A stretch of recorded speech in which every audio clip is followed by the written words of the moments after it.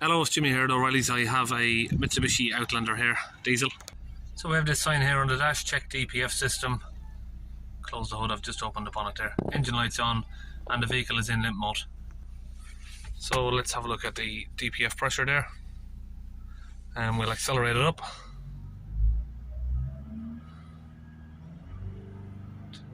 Around about 3000 RPM, just to do a comparison before and after. Really hard to get it to stay. It's jumping all over the place. So we've got just over 400 HPA or millibars there. That is quite blocked. Okay, we're looking at this engine. It's 2.3 DID common rail diesel. So if we look right down over here in this corner, see if I can get down there. Just there, we've got two little pipes. Let's see if I can get my fingers there. Just there, I've got one pipe, two pipe for the DPF on this little bracket here. And it's just down there. That's the DPF pressure sensor. So I'm going to use a pair of angled pliers here just to get down on there and grab that clip and just get it open. There's the clip just there. Sorry, I'm not sure if you can see there yet. So I'm just going to grab that clip from the inside hose, slide it down, and now I'm just going to grip the hose, give it a little twist left and right slightly. Just try and give it a little twist and a pull downwards. Okay, once we've pulled that loose, you can just move it to the side here so you can see it. Little tube down there. Now I'm going to use this Launch UK DPF cleaning fluid here. You can buy this on the Launch website, launchtech.co.uk, and that is the gun there that comes with it. It attaches to this spray nozzle and we can inject it directly into the DPF. So I'm just going to half fill the gun with the fluid. Then I'm going to mix it 50% with some water. So now we've got the gun here, we've got the top is all attached to with the nozzle on it. We're just going to come directly over here and just squeeze it into the hose there. So it's nice and tight and it's not going to come off. Just give it a nice tight squeeze. Now all we need to do is just squeeze the trigger and get it in. This is connected to our portable compressor here. We'll just squeeze it, and it's just like a normal gun. The more you squeeze it, the more pressure you're pushing in.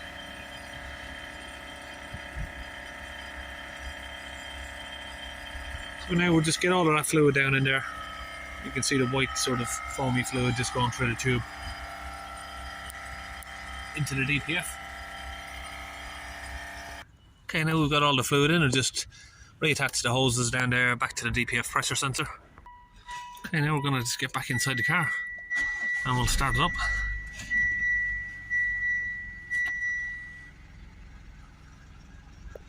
And we'll get the diagnostic system back on the dash here, and we'll keep an eye on the figures.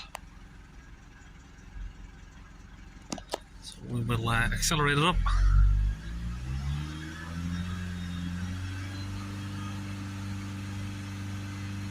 We'll hold it there.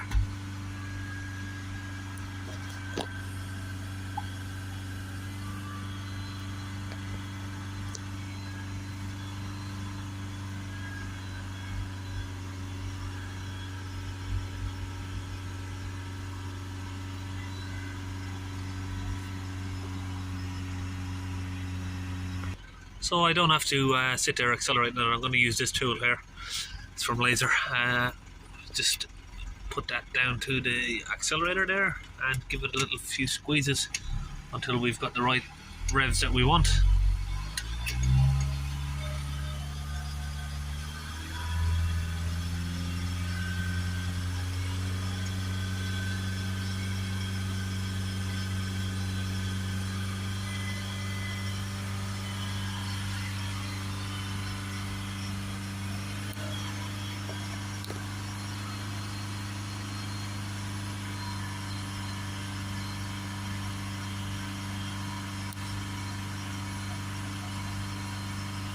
Now you can just watch the pressure drop down there.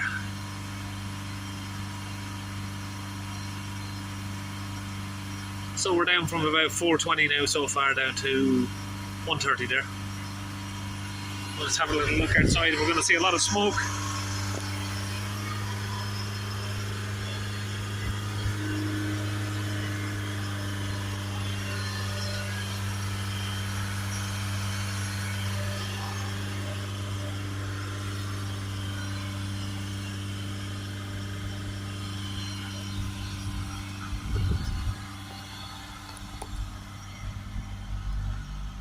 It does just disappear within about 6 feet, so nothing too much.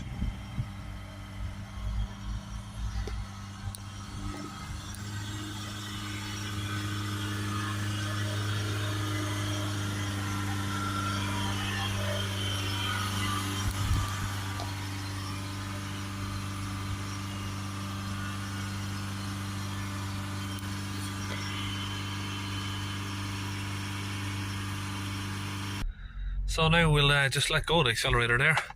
See where we are on idle. We are on 15. So now that it's kind of low enough, what we're going to do is go out of the live data and we're going to get these figures here reset. And hopefully that will allow us to accelerate the car up properly. So we're going to read the fault codes. P2463 and P1498. So I'm just going to switch the engine off, ignition on, clear the codes.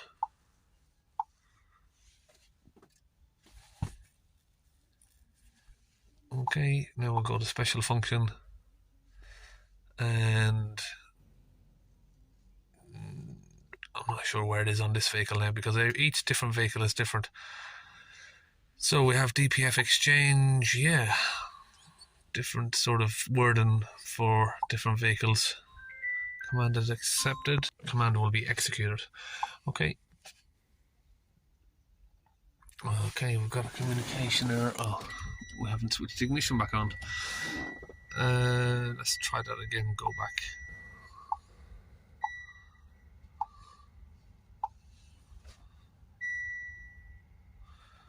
Okay, we're gonna see if we can sort this out. Okay, we just had to restart it all there because I think having the ignition off sort of confused everything, but now that is completed. We've done the reset for that, for the DPF exchange. Go back, read the fault codes, and we need to just clear those again. So now that's done. Just gonna cycle the ignition again. Off, and then start the vehicle.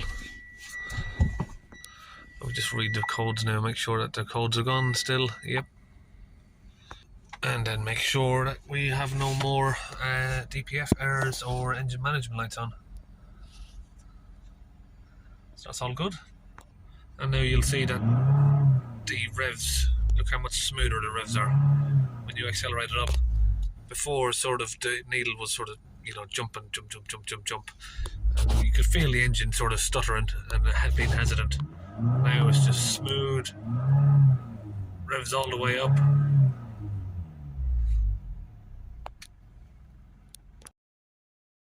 Now that's all done, we just come back into the live data and have a look at all of the readings there. Change that to what it was before. HPA. So now idle, vehicle idling, it is on 0. So that's typically like a brand new DPF there. We'll hold the revs up to 3000. Let's get up a little bit more. It's hard to get it to sort of stay where you want it. It either goes under or over. But yeah, you get the idea. So we are now on 55. All the grams have been reset to 0.